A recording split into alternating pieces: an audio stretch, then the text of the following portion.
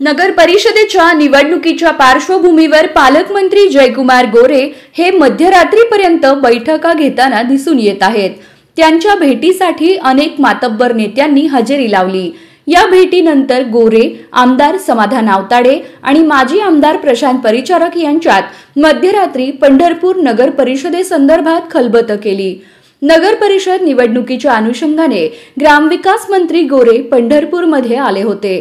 ते रात्री उशिरापर्यंत जिल्ह्यातील बड्या नेत्यांना भेटत होते।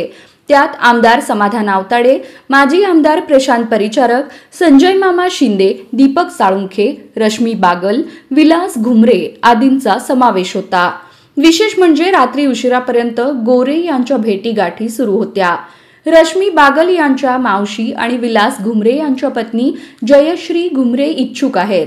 त्यामुळे त्या अनुषंगाने या दोघांनी पालकमंत्री गोरे यांची भेट घेऊ शकलेली असू शकते। करमाळ्याचे माजी आमदार संजय मामा शिंदे यांची करमाळा नगरपालिका निवडणुकीच्या संदर्भात अजूनही भूमिका स्पष्ट होऊ शकलेली नाही। त्यांनीही गोरेंशी चर्चा केली आहे।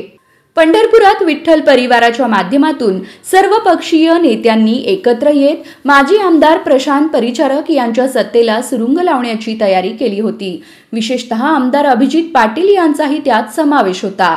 मात्र विठ्ठल परिवाराच्या झालेल्या बैठकीनंतर त्याच रात्री आमदार पाटील हे तातडीने मुंबईला रवाना झाले होते। त्या दौऱ्यानंतर पाटील हे काहीसे बॅकफूटवर गेल्याची चर्चा आहे। विठ्ठल परिवाराने प्रणिता भालके यांच्या माध्यमातून आव्हान देण्याचा प्रयत्न चालवला आहे।